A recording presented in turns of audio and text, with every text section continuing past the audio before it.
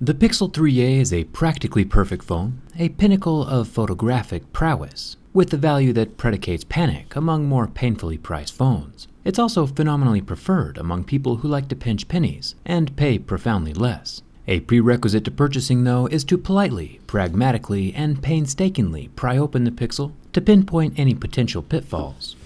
Let's get started.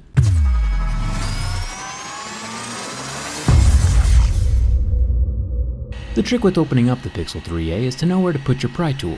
With a little bit of heat, the screen comes off first and will most likely break during this process, if it's not already broken. The safest of the unsafe places to start is up at the top, between the glass screen and the first plastic lip, since the fragile ribbon cables are down along the bottom of the phone. After the adhesive at the top is cut, I can work my way down each side of the phone with a soft piece of paper or cardstock, because if anything touches the display underneath that glass, it will shatter. It's a dangerous operation. Lastly, after getting a small gap, I can use a bit more heat and carefully take the same piece of paper and slice through the adhesive holding the bottom portion to the screen. Then the whole thing can lift off, exposing a single ribbon connector under this black piece of tape. The ribbon goes through the mid-frame to the motherboard underneath. With only two T3 screws holding the little silver bracket over the single Lego-style ribbon cable, this could very well be the easiest screen replacement of 2019. With no other steps involved, it's a super simple way to fix the most often broken component of a cell phone. Nice work, Google. The Pixel 3a is much more repairable than the more expensive Pixel 3. There are 14 more of these same T3 screws holding down the mid-plate. I'll link the toolkit I used down in the video description. The metal mid-plate is probably what kept the Pixel 3a from snapping in half during my durability test. Once the screws are gone, I can now pry into the second gap between the black plastic lip and the purplish plastic of the phone. Then the whole thing pulls away from the phone body with just the top front earpiece attached to it. We get our first glimpse at what looks like the very complex inner workings of the Pixel 3a, but it's actually not that bad. Let me show you. The battery connector is underneath the side squeeze sensor ribbon. I'll unplug that, then pop off the extension ribbon, just like a little Lego, on both ends. Then I'll unplug the right side squeeze sensor and the left side squeeze sensor. Does anyone actually use the squeeze sensing functionality? I kind of forgot they existed until now. There is good news about the battery, though.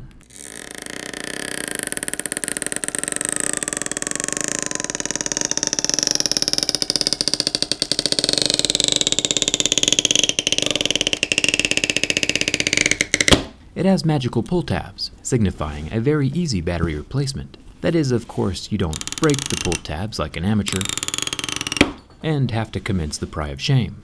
I, of course, would never break a pull tab on accident.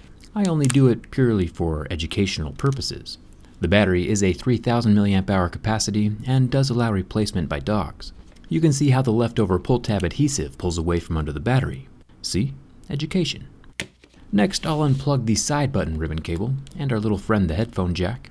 The jack does have a little water damage indicator on the bottom. This phone is not water resistant, so if it does get wet, the sticker will turn pink, voiding any warranties.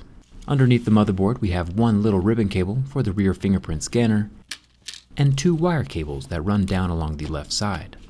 The motherboard houses a singular 12.2 megapixel camera unit, which does include optical image stabilization. This is supposedly one of the best cell phone cameras on the market right now, but I'll let the other tech YouTubers compare the actual photo quality.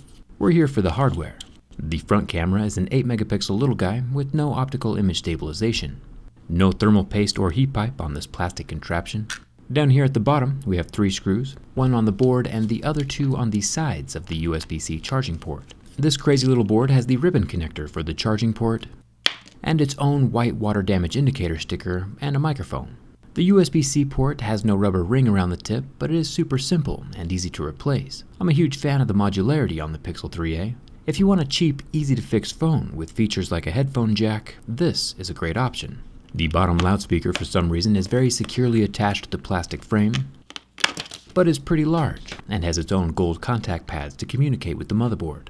The last interesting thing to come out of the Pixel 3a is the side squeeze sensors. Hidden below this long plastic rod for the electronic buttons, the squeeze sensor is embedded into the side of the phone and is made up of little resistors that are sensitive to being flexed, even sensing something as minor as a squeeze on both sides of the phone. This activates an app or a camera. Pretty crazy technology.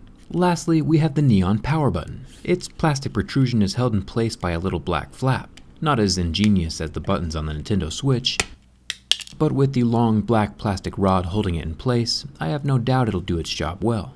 It's been a few videos since I've put a phone back together in working condition. I've had to break open the OnePlus 7 Pro and Red Magic 3 to get access to the heat pipes under the screens, but this Pixel 3a should go back together just fine. Getting the fingerprint scanners and two side wires attached to the underside of the motherboard is pretty much the hardest part. Then the whole thing can flop over underneath its little plastic latch, and I can situate the headphone jack back in its slot. One screw holds down the motherboard, then the extension ribbon, squeeze ribbons, and battery ribbon all get plugged back in. Then the mid plate can come down and hold everything securely and structurally in place with its 14 screws. The easy to replace screen gets plugged in next to the motherboard through that mid plate. A brand new screen would probably come with its own adhesive, otherwise you can just use thin double-sided tape. And that's it, a fully functional Pixel 3a. I'm a fan of where Google is headed with this one, a phone that accomplishes all of the essentials while keeping money in your wallet. What do you think about the Pixel 3a? Hit that subscribe button if you haven't already. Come hang out with me on Instagram and Twitter, and thanks a ton for watching. I'll see you around.